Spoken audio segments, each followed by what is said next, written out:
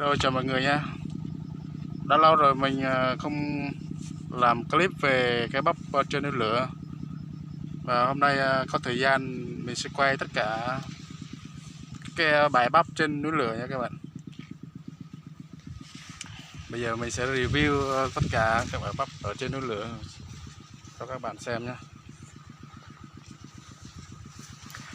Hiện tại thì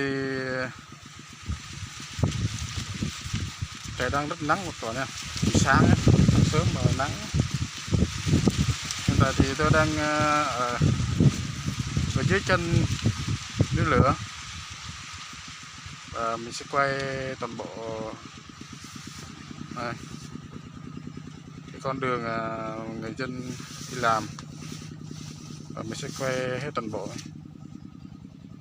Rất tiếc là mình chưa có flycam đấy các bạn.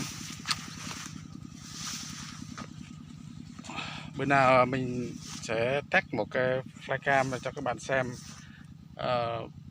bắp trên núi lửa đẹp như thế nào các bạn.